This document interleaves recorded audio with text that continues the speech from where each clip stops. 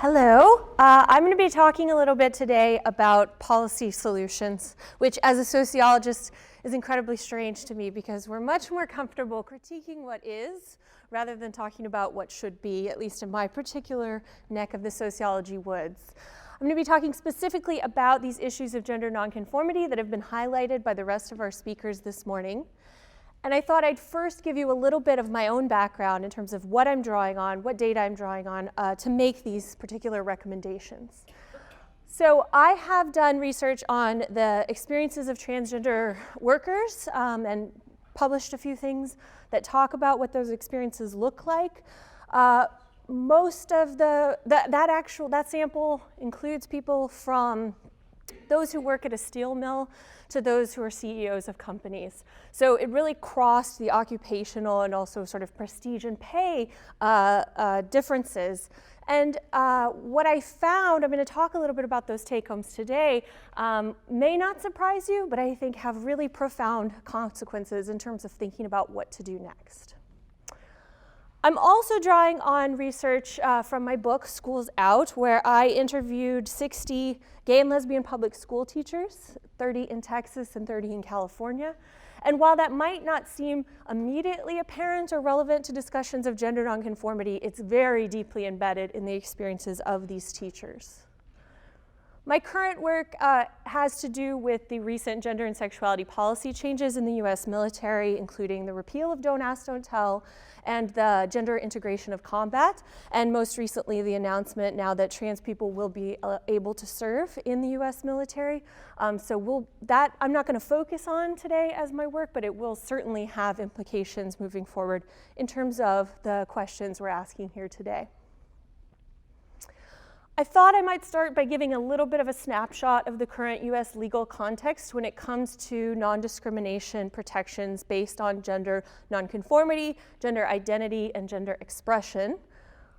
Probably most of you are familiar with the fact that Title VII of the Civil Rights Act protects us against gender discrimination, although of course we're here because that's not nearly enough.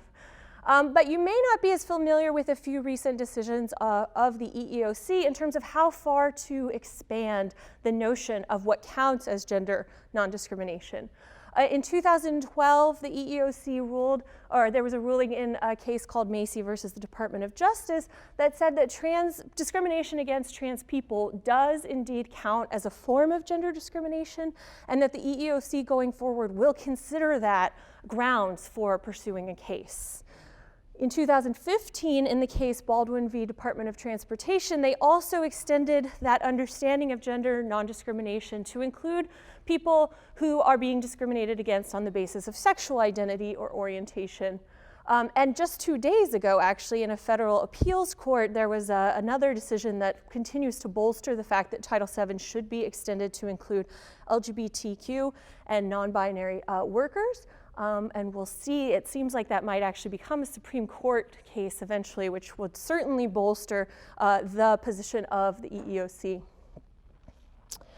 Sexuality and gender non-discrimination law is relevant here too, and despite the fact that the EEOC does interpret Title VII to include LGBTs, we do not have a successful federal law that protects this particular group of workers. And Congress, it's been introduced, the ENDA, the Employment Non-Discrimination Act, has been introduced in various forms since the mid-90s and has been stalled or blocked successfully in Congress every time. As a result, we have this very incomplete and confusing patchwork of citywide, countywide, and statewide protections, some of which include LGBs, some of which also include Ts, and many of them are contested and continue to be sort of overturned and reintroduced. So it's very difficult to get a handle on what this looks like. I don't have time to get too much into the details of what gender identity and expression law looks like, but I use this map here just to give you a quick picture. The dark states here are those that have 100% of the state are protected by gender identity and expression non-discrimination protections. As the states get lighter in green, less and less percentage of that state's population is covered, from 60% at the second to darkest green down to 0% in the places that are the pale, almost white green. The 3 states that are outlined in orange stripes are actually states that have laws on the books that prohibit non-discrimination legislation from being passed at the county or the city level. So those are especially antagonistic contexts for trans people, gender non-binary people, and queer people more generally. Very recently, we have another piece of this puzzle that's continued to muddy the waters even further, that being the First Amendment Defense Act that's been introduced in Congress and the rumors about Trump's religious freedom executive order, both of which would okay discrimination on the basis of sexual identity and gender expression. Those are client-facing concerns, so it's about can you refuse service, for example, to a trans person. But even though they're not employee-facing, they still have huge, I think, sort of like symbolic repercussions, right, for what's going on and what trans workers and non-binary workers can expect when coming out in the workplace, when approaching a workplace, and so forth. So I want to outline a few lessons from both my research on trans workers more generally and then from the book on gay and lesbian public school teachers. The first major take-home of that trans research will come as no surprise to this audience, which is that non-discrimination policy, even when it does exist, is not nearly enough to address the more insidious and sometimes very outright illegal forms of discrimination and harassment that trans people face. And that the idea that you could then press a claim, even if you have clear documentation, even if you have clear support, is an incredibly costly, both financially and emotionally process. And it can be really difficult to find those resources for a lot of people. So that was one major take home here. Even for those who felt emboldened to take advantage of those local protections, often really couldn't when it came down to it. I also found that even in quote unquote trans-friendly workplaces, places where trans and non-binary workers were being accepted by their cis coworkers, there was a huge amount of accountability to traditional gender norms that was enforced upon them. So to take one example from my work and also from my work with Kristen Schilt, I interviewed a man named Kurt, who was a bus driver, mid-50s, white, trans man, who told me a story about speaking to another coworker about a fellow coworker that they both disliked. And Kurt saying to the friend, right, sometimes I just want to slap the crap out of him. And being told by this potentially well-meaning but incredibly policing coworker that men do not slap. Don't say you want to slap the crap out of him because that's not what men do. So fits very well, with what Peter was just talking about in terms of these masculinity contexts, that trans men and trans women to a different sort of degree are co-opted into these projects of gender normativity, even when they're known and accepted as trans. I also want to highlight that this research shows that there are a number of policy issues that are not adjudicated by a non-discrimination policy. Questions about bathroom use, questions about what a transition plan in a workplace should look like, equal pay, sexual harassment, and so forth are much messier, and there's not a clear, comprehensive sense of how workplaces should approach this. So when we talk about transition plans, for example, I spoke with people whose HR departments were prepared to help them through the process of a transition on the job, but who would dictate when and how they could announce name and pronoun changes according to what their coworkers knew, when and how they could approach bathroom use, and very often that was through a single stall solution rather than saying that they can use the bathroom of their choice, and how to dress, how to speak, how to interact with clients. All kinds of really important decisions are taken out of the hands of trans workers, oftentimes in these transition processes, and put in the hands of HR supervisors and others, and that's a problem. What can we take from the data about gay and lesbian teachers that's especially relevant to this question of gender nonconformity? What I found in that research is that even in schools that you could categorize as gay-friendly, acceptance, particularly acceptance or comfort level with talking to students about your sexual identity, was almost always conditioned on a gender non-normative presentation, or gender normative, presentation of self by those teachers. Meaning that if they could look straight, act straight, look just like their other coworkers, that was okay, right? But teachers who found themselves less gender conforming in terms of their presentation of self, teachers who couldn't point to, for example, a wedding ring or a picture of kids as a way to come out to their students, found it much, much, much more difficult. So this question of gender nonconformity is one that extends to cis queer people and to cis non-queer people, really, and it's something that we have to address and that we have to think expansively about, I argue. During the course of my fieldwork, there were 2 sexuality-related terminations, one that happened in Houston and one in Austin, and both were related to social media scandals. The first, a teacher in Houston was tagged in a picture on Facebook at Gay Pride where he's holding up 2 sex toys in either hand, and that picture got out and his contract was non-renewed the next year. In Austin, an art teacher whose partner was an artist as well, had posted pictures on the site Flickr of said art teacher topless, among many other things that were less, sexually risque. But that one topless picture then ended up resulting in a non-renewal for her as well, even though there were many people in Austin who were trying to fight that termination. Ultimately, the advocacy organizations there could not protect her or argue that the non-discrimination protections that existed in Austin could protect her because this was seen as outside the bounds of sexual identity, but being sexual in front of children entirely, right? Being a sexual being, acknowledging your sexual beingness in public is seen as verboten for a large number of public school teachers, and that's a heteronormative expectation that means that queer teachers are especially punished when it comes to being sexual in public. You might also, if you're interested in this, look at the work of Patrick McCreary and Dean Spade, who talk about the implicit gender normativity in ENDA and in the discourses around ENDA. So people like Representative Barney Frank and others who've been big advocates of ENDA often say that ENDA would not protect these kinds of workers because that's inappropriate, right? It only protects non-deviant queer people or queer and trans people in some cases. As long as they act right, they have nothing to worry about. So that's really constraining, right, in terms of when it comes to expression of self and expression of gender in the workplace. Finally, I found that my teachers had oftentimes either an incomplete or an entirely inaccurate understanding of the protections that do or don't exist for them.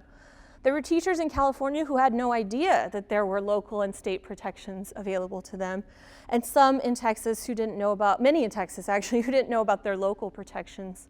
And even more dangerously, there were people who thought those protections do exist and they didn't, right? Who assumed that we have a federal non-discrimination protection that does not actually exist. And this research was done before the EEOC rulings, so they were even more vulnerable at that particular time. And I would argue that this is exacerbated by the fact that we have this ever-changing, really contradictory policy context. If you have to rely on this patchwork, it's very difficult to know if in your particular circumstance you are or aren't protected and to what extent. So how can we do better? I have a few policy recommendations. As I said, these are nerve-wracking for me, about what we can do to improve upon what exists and, in fact, to push much further past what does exist. And the first of these is I think there has to be more public awareness of the legislation that does exist.